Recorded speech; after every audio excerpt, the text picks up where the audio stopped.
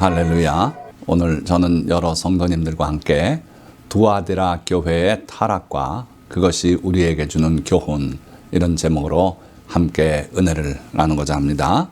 요한계시록의 내용이 무언가 우선 전체적인 틀을 말씀드리고 두아디라 교회의 내용으로 들어가 보려고 합니다. 요한계시록의 내용은 1장에 분명하게 내가 본 것과 지금 있는 일과 장차 될 일을 기록하라. 자, 그 중에 첫째 내가 본 것은 뭐냐 하면은 7 금촛대와 7 별의 비밀이다. 이렇게 분명히 알려주셨어요.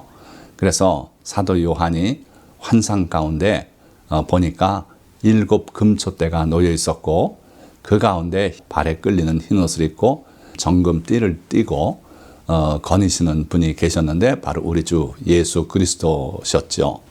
그래서 이게 바로 내가 본 것이다. 교회를 사랑하시고 교회 가운데 늘 마음을 두시고 운행하시는 그런 분이 바로 우리 주님이시다 하는 내용을 내가 본 것이라고 말씀하셨고요. 또 지금 있는 일은 뭔가 아시아에 있는 7 교회에 편지하라 해서 에베소 교회로부터 시작해서 7 교회에 보내는 편지 내용, 이것이 많은 신학자들이 교회의 역사를 말하고 있다. 그래서 에베소 교회는 초대교회의 모습이고 그리고 라오디게아 교회는 마지막 시대 교회의 모습이다. 예언적으로 기록하신 것이다. 이렇게 말하지만 분명하게 성령께서 말씀하기를 지금 있는 일이 바로 이거라고 말씀하신 거예요. 그러니까 7 교회에 나타나는 여러 모습들이 과거에도 교회 가운데 그런 모습이 있었고 또 오늘 현재까지 또 앞으로 주님이 오실 날까지 교회가 그렇게 다양한 모습을 가지고 존재할 것이다 하는 걸 말씀하는 것이기도 해요. 그래서 오늘 우리가 두아디라 교회를 중심으로 해서 그 교회 안에 있는 타락된 모습도 살펴보고 그 교회가 잘한 내용도 살펴보고 할 텐데 그게 바로 오늘 우리 현대 교회에도 그런 모습이 있다 하는 거죠. 자, 그리고 이제 마지막 부분이 가장 큰 부분이지만 장차 될 일을 기록하고 있어요. 그래서 크게 3 파트로 이게 기록이 되는데 첫째는 7인을 떼는 과정이 기록이 되어 있고요. 그리고 그 7인 중에 첫째, 둘째, 셋째, 넷째 인은 4마리 나오죠. 흰 말로부터 해서 붉은 말, 그리고 검은 말, 청황색 말, 이렇게 4마리 말이 등장하고 그 말탄자가 있어요. 그런데 참 다행스러운 것은 우리가 살고 있는 이 시대에 보면은 이 7인 중에 4인은 다 이미 봉인이 해제돼서 역사가 이루어졌어요. 그래서 이 흰 말은 인본주의를 상징하는 말입니다. 또 민주주의를 상징하는 말입니다. 인간을 높이고 인간이 하나님 자리에 서게 하는 그런 철학이에요. 흰 말을 마치 예수 그리스도를 상징한다고 그렇게 생각하는 분들이 있습니다만은 결코 그렇지 않습니다. 그는 활은 가지고 있지만 화살은 가지고 있지 않았고 그러고 이기고 또 이기려고 하지만 그 이후의 결과는 보여주지 않았어요. 그래서 이 흰 말의 시대가 있었고 그에 이어서 붉은 말의 시대가 옵니다. 물론 흰 말의 시대가 계속되는 가운데 붉은 말이 등장하죠. 그 붉은 말은 공산주의 사상의 도래를 말했어요. 그리고 그 공산주의는 큰 칼을 받고 땅의 평화를 제해버리는 그런 일을 해요. 그리고 서로 죽이게 하고 공산주의 특성이 거기에 그대로 잘 나타나 있습니다. 그리고 셋째 검은 말은 그 농작물에 큰 흉년들이 있을 걸 표현하고 있어요. 그래서 손에 저울을 가지고 있고 그 밀이 한 대 나리온이고 이런 식으로 식량값이 급등할 걸 말씀했는데 이게 이제 20세기에 또는 19세기에 우리 인류가 체험했던 그러한 일들이죠. 오늘날은 농업이 온갖 그 비료라든지 또는 농약이라든지 또는 유전자 조작을 통해서 아예 해충의 피해를 입지 않게 한다든지 이런 식으로 해서 식량 문제는 거의 해결이 된 상태 같아요.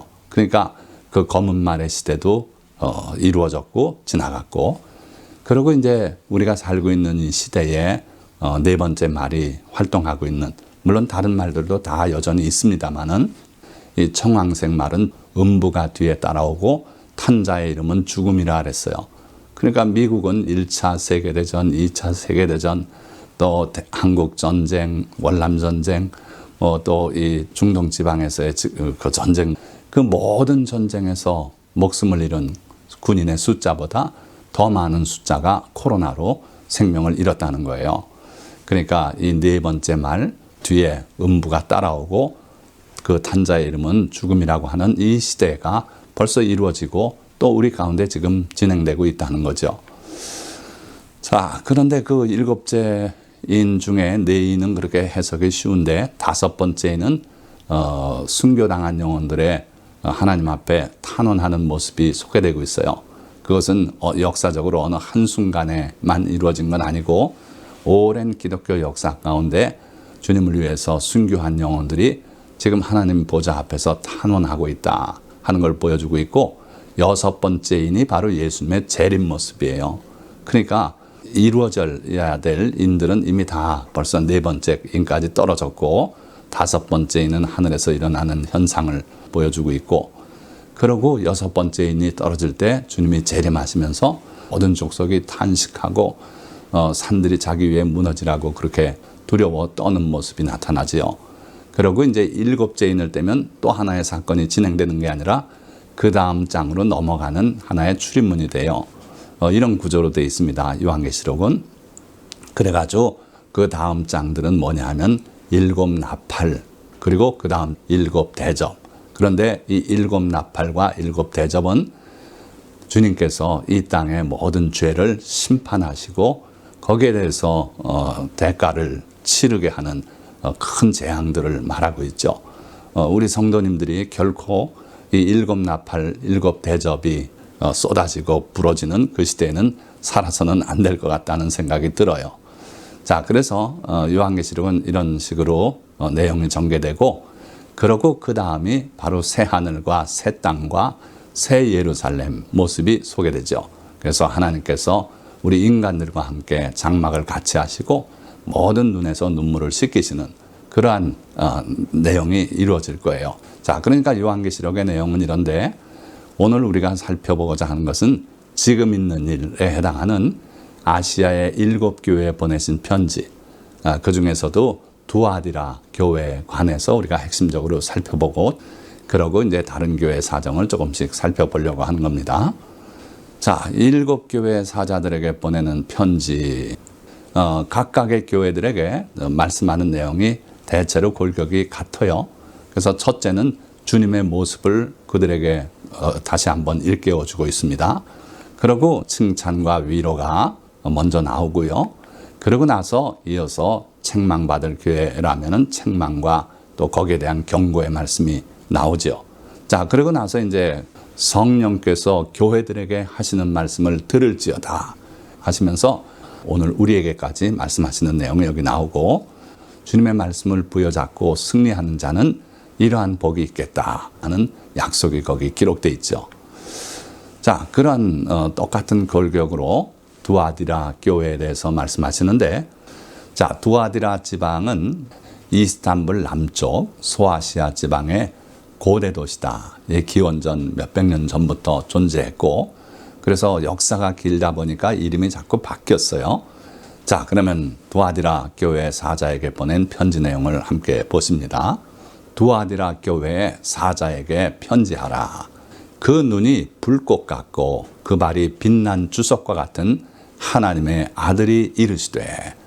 자, 심상치 않습니다. 눈이 불꽃 같다 그랬어요. 그러니까 우리가 보지 못하는 우리의 심령 속까지 꿰뚫고 보시는 그런 주님이 말씀하시는 거예요. 그러니까 뭔가 숨겨진 것이 드러나고 책망 들을 준비가 돼 있어야 될 것 같아요.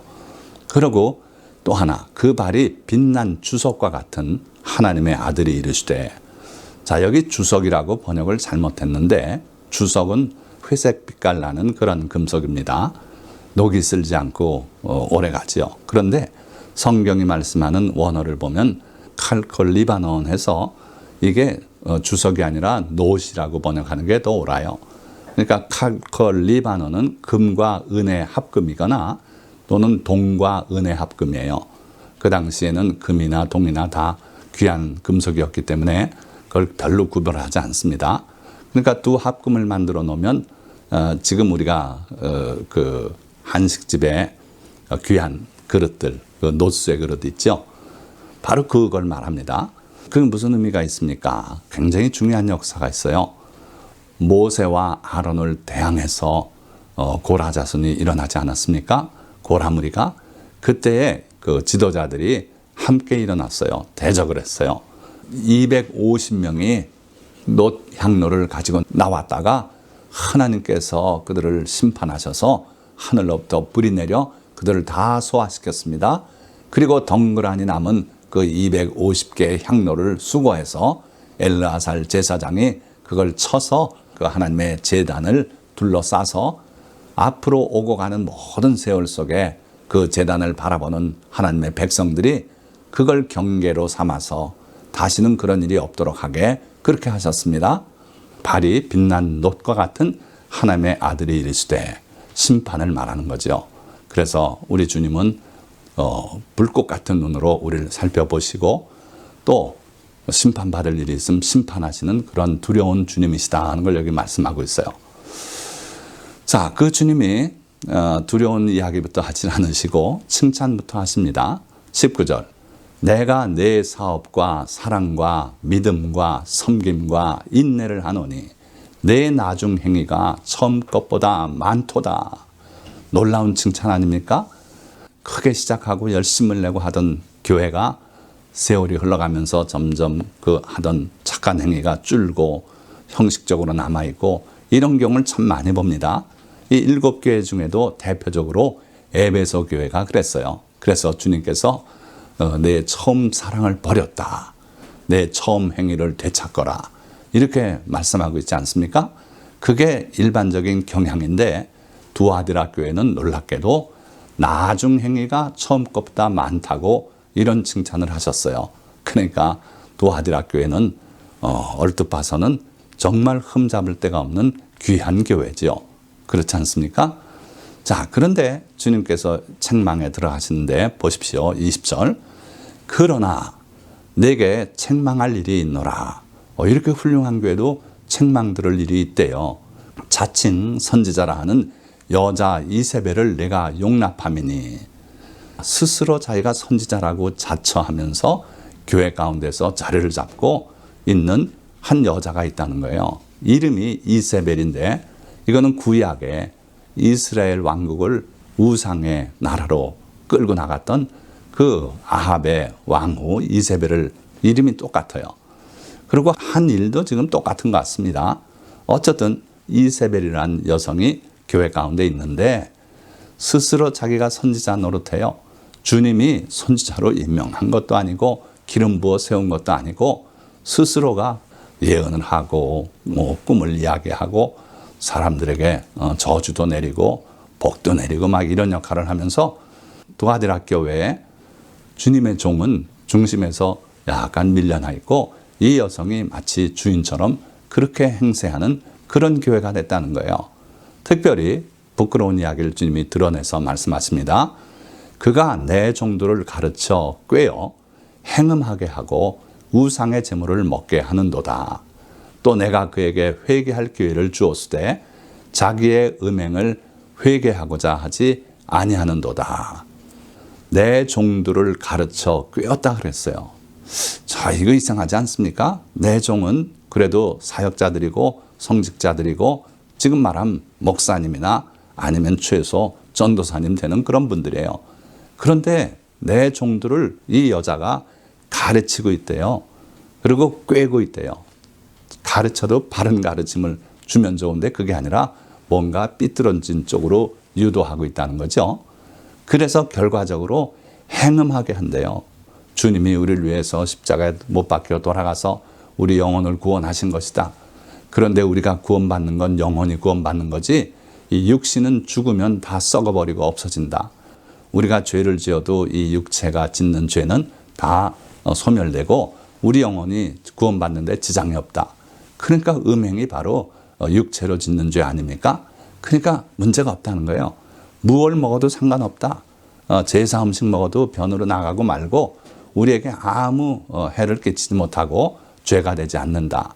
그러니까 무엇을 먹든지 육체로 무슨 짓을 하든지 다 상관없고 내 영혼만 깨끗하게 해라. 이런 가르침이 그 당시에 있었어요. 그걸 영지주의라 그러고, 그리고 그 영지주의는 우리 현대인들이 붙인 이름이고, 그 당시에는 니골라당이라는 그런 무리들이 그런 사상을 퍼뜨렸어요. 그런데 이 여성도 교회 가운데 들어와서 하나님의 종들을 가르치고 꿰어서 행음하게 하고 우상의 제물을 먹게 하는도다.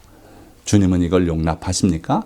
결코 용납할 수 없는 거예요. 하나님께서 가장 많이 말씀하신 내용이 우상에 대한 금지 명령이고, 또 육신적인 행음, 음행을 하는 것, 간음 저지르고 하는 것, 이거를 주님이 금지하셨어요. 그런데 이 여인이 교회에 들어와서 그렇게 하고 있더라는 거예요. 그래도 이 여인에게 회개할 기회를 주셨대요. 여러분들은 모르죠. 저도 모릅니다. 그러나 주님이 그에게 기회를 주셨어요. 그때 회개했으면 이 여인도 바로 될 수 있는데 회개하고자 아니한다. 분명히 그렇게 말씀했어요. 이 비슷한 현상이 에베소 교회에 있었고, 버가모 교회에 있었고, 그리고 이 두아디라 교회에 있고요. 그리고 오늘 현대 교회에 많은 교회 중에 이런 현상들이 보이고 있어요. 무엇을 믿든지 다 구원받는다든지, 하나님은 너무 사랑이 많아서 한 영혼이라도 지옥 보낼 수 없다든지, 이런 여러 가지 거짓된 교리들이 교회 가운데 난무하고 있지 않습니까? 서머나교회도 이러한 타락된 교리에 빠져서 주님의 책망을 들은 적이 있어요. 요한계시록 2장 14절에서 16절 말씀인데, 그러나 내게 두어 가지 책망할 것이 있나니 거기 내게 발람의 교훈을 지키는 자들이 있도다. 발람의 교훈이라고 말씀하고 있어요. 그런데 뒤의 내용을 보면은 결과적으로 그것이 니골라당의 교훈이에요. 그러니까 사탄은 구약시대 일찍이 발람을 통해서 그러한 교훈을 그들에게 심어줬어요. 발람이 발락을 가르쳐 이스라엘 자손 앞에 걸림돌을 놓아 우상의 제물을 먹게 하였고 또 행음하게 하였느니라. 두 가지가 신기하게 늘 같이 가요. 우상의 제물을 먹는 일, 또 음행을 저지르는 일, 이게 하나는 영적인 현상이고 하나는 육체적인 현상인데, 영이 타락하면 육체까지 타락하게 되고 그런 죄를 같이 범하게 그렇게 된다 하는 거예요. 자, 그러시면서 15절, 이와 같이 내게도 니골라당의 교훈을 지키는 자들이 있도다. 그러므로 회개하라. 그리하지 아니하면 내가 내게 속히 가서 내 입의 검으로 그들과 싸우리라. 주님과 싸워볼 자신이 있습니까? 그런데 교회 가운데 감히 주님의 가르침과 반대되는 그러한 사탄의 거짓된 교리를 전파해서 율법은 다 폐지됐다 그러고 간음해도 되고 이혼해도 되고 조론도 좋고 이런 식의 사상이 교회 가운데 거침없이 전파되고 있다는 겁니다. 우리가 경계하고 결코 그런 데 빠져들어선 안 되겠다 하는 거예요. 다시 한번 정리를 해보면 하나님의 말씀과 뜻을 대적하는 사탄의 교활한 교리들, 바로 발람의 교훈이라고 주님 말씀했죠. 민수기 25장에 상세하게 기록된 내용이에요. 모압 여자들을 앞세워 음행을 저지르게 했어요. 그러고 그 여인들이 이끄는 대로 끌려가서 제물을 먹고, 그리고 그 우상에 절함으로써 이스라엘이 바알브올에게 가담되었다고 성경은 분명히 말씀하고 있어요. 그러니까 여러분들, 우상의 제물 그게 뭔 상관이냐? 나한테 가져와라. 그리고 그걸 먹게 되면은 그 영혼이 사탄에게 소속되게 한다는 거예요.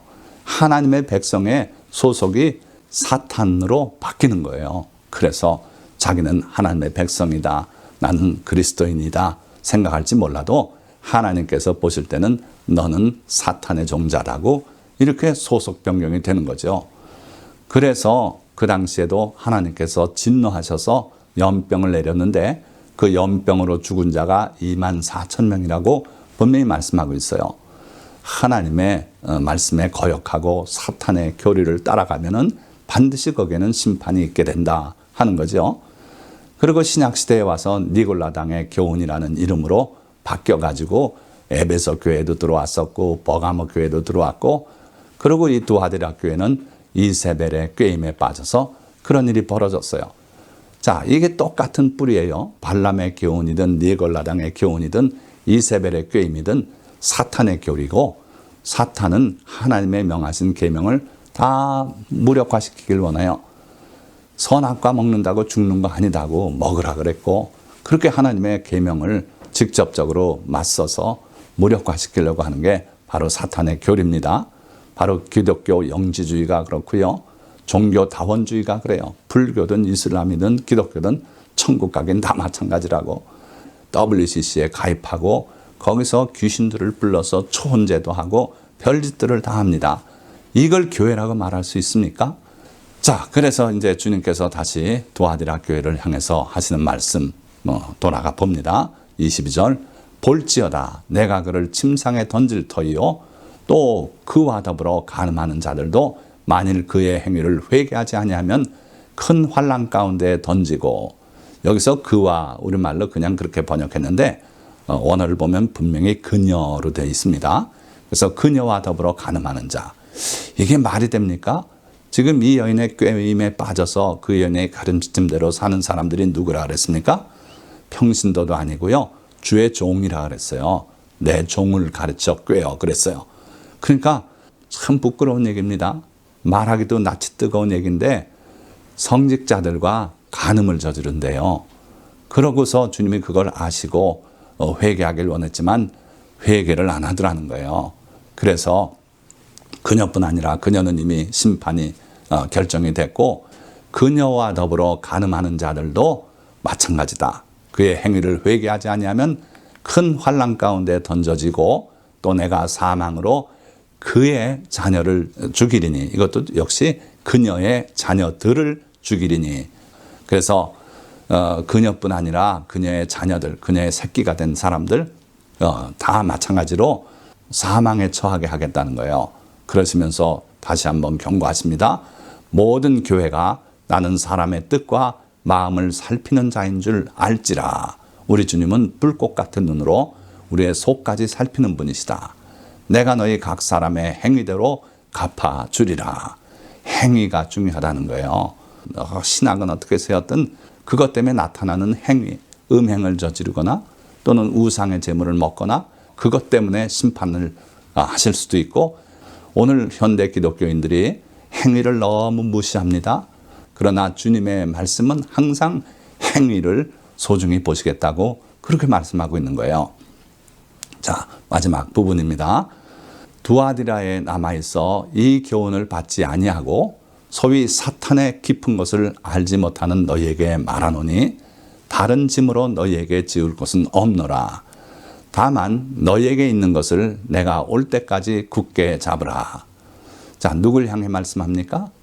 두아디라 교회 안에 있는 성도들 중에 이 교훈을 받지 않은 자들, 소위 사탄의 깊은 것을 알지 못하는 너희에게 말하노니, 그러니까 그 신학적인 지식도 없고 그저 주님의 말씀대로 살겠다 그러는데 저런 무식한 사람이 있는가, 그렇게 경시당하는 사람들이 있어요. 그 교회 가운데서는 무식하다고 취급받는지 몰라도 주님은 이분들을 소중히 여겼어요. 그들에게는 다른 짐으로 너희에게 지을 것은 없노라. 지금까지 너희가 헌신해오고 한 거 충분하다. 내가 기뻐한다. 다른 짐 지을 거 없다. 다만 너희에게 있는 것을 내가 올 때까지 굳게 잡으라. 지금 잘하고 있으니까 그의 말씀 네가 읽고 그 말씀대로 살으려고 노력하고 그거 내가 잘하니 너희에게 있는 그 믿음을 내가 올 때까지 굳게 잡아라. 이렇게 말씀하고 있어요. 큰 능력 있고 뭐 권세 있고 영적으로 뭐 어떡하고 그렇지 않고 작은 능력을 가지고도 주님의 말씀을 지키려고 애쓰는 그 무리들을 주님은 매우 귀하게 여기시고 사랑해서 이런 말씀을 하는 거예요. 자, 이기는 자와 끝까지 내 일을 지키는 그에게 만국을 다스리는 권세를 주리니 그가 철장을 가지고 그들을 다스려 질그릇 깨뜨리는 것과 같이 하리라. 나도 내 아버지께 받은 것이 그러하니라. 내가 또 그에게 새벽 별을 주리라. 귀 있는 자는 성령이 교회들에게 하시는 말씀을 들을지어다. 이기는 자와 뭘 이깁니까? 사탄의 그 거짓된 교리를 다 이기는 그런 자들, 그런 성도들, 그리고 포기하지 않고 끝까지 내 일을 지키는 그에게 만국을 다스리는 권세를 주시겠다 그러셨어요. 그래서 그가 철장을 가지고 질그릇을 깨뜨리는 것 같이 하리라. 토기장이 그릇 공장에 가보면요, 모든 과정을 다 마친 그 그릇들을 하나씩 보고 그걸 갑자기 깹니다. 어떤 것들은 내놓고 어떤 것들은 깨요. 결함이 있다고 생각되면 쇠몽둥이를 가지고 깨버리는 거예요. 지금 그걸 말씀한 거예요. 그러니까 주님의 가르침을 붙들고 끝까지 주님의 일을 감당하면은 우리에게 그런 권세를 주어서 잘못된 건 깨고 파괴하고 잘된 거는 통과시키고 하는 그런 권세를 주시겠다. 그리고 마지막으로 새벽별을 주겠다 그랬어요. 자기 자신을 우리에게 주시겠대요. 그래서 주님이 우리의 친구가 되시고 내 주님이 되게 그렇게 하시겠다. 여러분들 주님이 하시는 이 말씀을 귀담아 들으시고 절대로 사탄의 교류에 빠지지 마시고 주님의 말씀 따라 살아감으로써 이와 같은 귀한 복을 받아 누리시기를 주님의 이름으로 축원드립니다. 자, 말씀을 맺겠습니다. 이 세상에는 많은 교회들이 있고 성도들은 각기 자기들의 교회에 대한 자부심을 갖고 살아갑니다. 그러나 실상은 그들의 생각과 다른 경우들이 많습니다. 라오디게아 교회처럼 부유하여 부족한 것이 없다지만 실상은 가난하고 눈멀고 벌거벗은 교회가 있고, 서머나 교회처럼 환난 궁핍에 처했지만 실상은 부유한 교회도 있습니다. 그런가 하면 두아디라 교회처럼 그 사업과 사랑과 믿음과 섬김과 인내를 칭찬하셨지만 그 속에 숨겨진 심각한 문제로 책망과 심판을 받아야 할 교회들도 있습니다. 두아디라 교회의 문제는 주님의 종들이 자칭 선지자 이세벨의 가르침과 꿰매 빠져 우상의 제물을 먹고 심지어 그녀와 음행을 저지르면서도 그것을 죄로 여기지 않게 되었다는 것입니다. 그러나 불꽃 같은 눈을 가지신 주님은 이 모든 것을 보시고 책망하시며 사망의 심판을 경고하셨습니다. 그런데 더 놀라운 것은 두아디라 교회에 자칭 선지자 이세벨이 뿌린 이 성적 타락과 우상의 제물을 먹는 부패는 일찍이 발람을 통해 구약 성도들에게 들어왔었고, 에베소 교회와 버가모 교회는 니골라 당의 교훈으로 둔갑하여 들어왔고, 현대 교회에도 들어와 은밀히 자라고 있다는 것이며, 그 배후는 거짓말장이 사탄이라는 것입니다. 우리는 누가 뭐라 해도 주님의 말씀을 굳게 믿고 사탄의 모든 교리들을 물리치고 끝까지 승리하시기를 축원드립니다. 기도하겠습니다.